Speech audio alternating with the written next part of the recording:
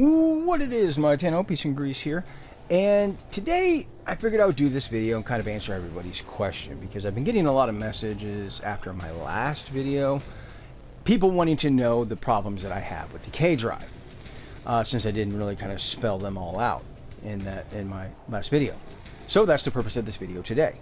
But before I delve straight into it, let me say from the get-go that if you like K drives, that's all that matters. Alright? Just because I don't like them doesn't mean you don't have to like them.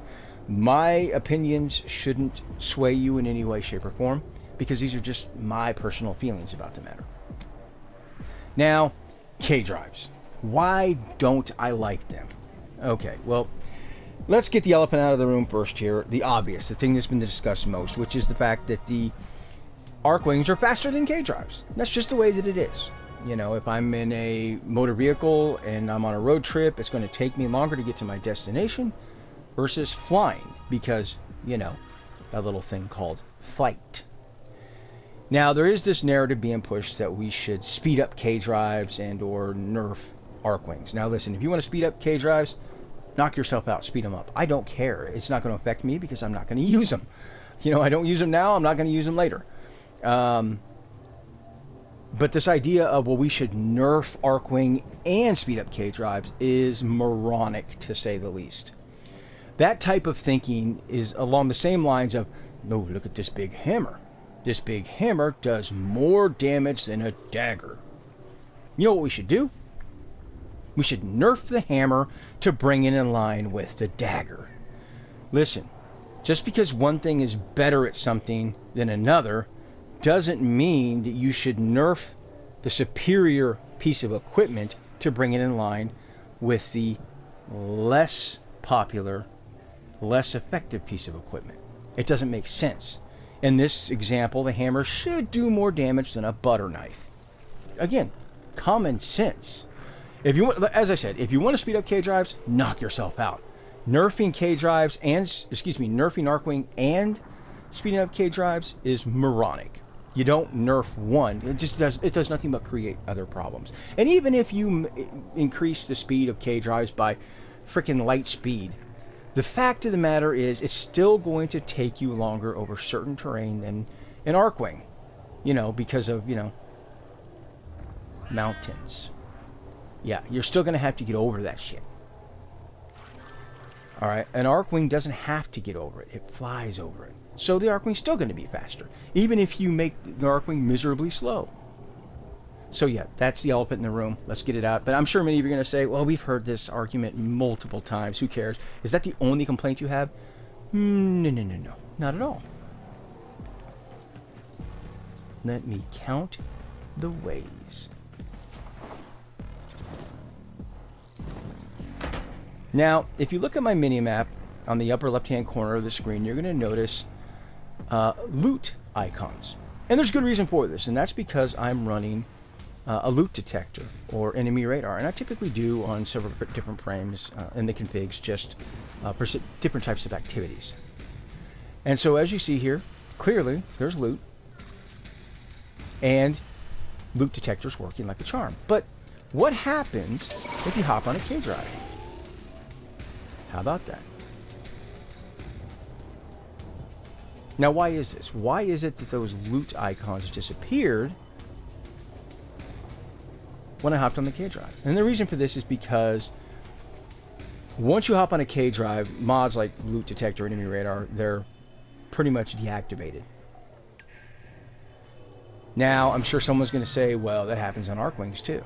Really? Are you sure about that? And how certain are you? Because as you can see, here I am on an Arcwing, and as you see on my mini-map on the upper left-hand corner of the screen, the loot icons are still very much present. So this is a huge problem, because if I'm in a setting in which I want to have the option to know that there's loot nearby, and I'm running that type of mod on a Warframe, I'm running it because I want to know where the loot is at. If I'm skating my ass across the lake and the plains of Eidolon, I want to know if there's a Sea Swift nearby. On a K drive, it's no longer an option. Furthermore, Let's say I want to, you know, break open the containers.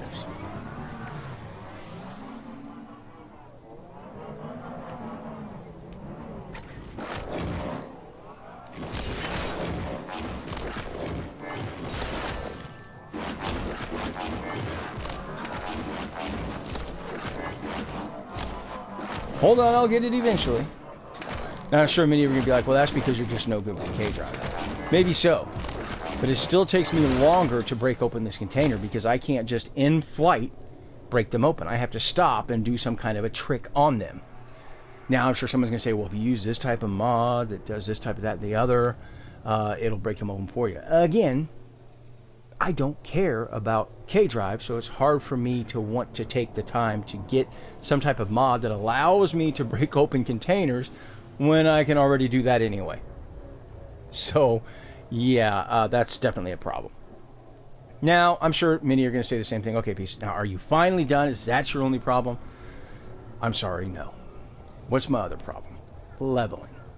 So, when we start talking about leveling Archwings, I can, in a setting, a combat setting, I can level that Archwing. On a K-drive, the problem here is, can I put my K-drive in a combat situation and earn XP? Nope. Well, can I just skate around or ballast for the next 2 hours and earn XP doing that? Nope.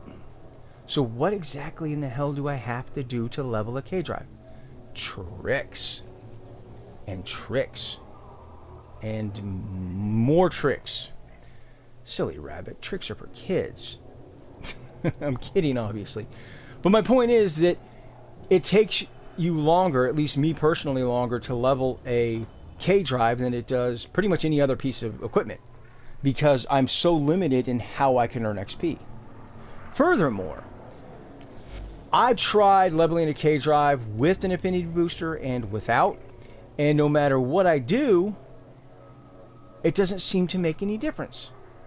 Now, if you guys know for certain, one way or the other, it does increase XP on a K-drive or it doesn't, let me know in the comment section if you're certain, because I'm not seeing any difference. So I have to assume, at this point, affinity boosters don't make any difference. All right, at least that's just, again, my assumption. Now, again, at this point, I'm sure some of you are like, well, Peace, are you finally done? Is that all? I wish I were. I'm sorry, but no. There is another area that I have a problem with K-drives. And this area is a combat setting. Now, when we look at Archwings, we've got various types of kits and abilities. Furthermore, we can use our weapons, and we can place ourselves in a combat situation. Now, what about K-drives?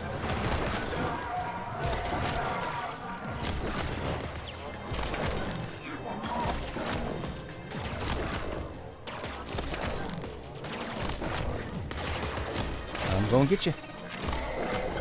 I'm gonna get you.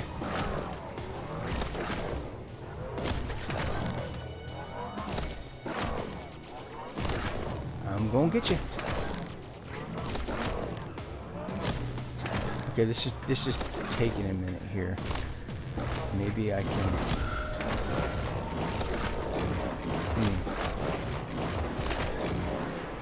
Okay, maybe I can use my melee on my K-drive. Have like a K-melee. Let's see here. No. Okay, well maybe I can use my gun. One of my guns. Let's see. No, that doesn't work. What about my abilities? No. There's got to... Okay. Well...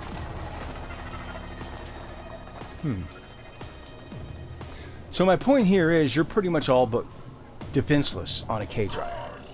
You don't have a kit that you can rely on. You don't have... you can't access your Warframe abilities. You can't access your weapons. You're really just kind of left to try and just jumping up and down on them. I mean, it's horrible.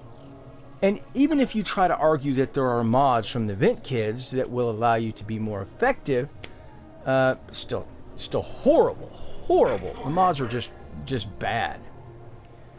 And you're not that any more effective than if you were running around with your hands tied behind your back blindfolded. In fact, I would rather have that than being stuck on a K drive.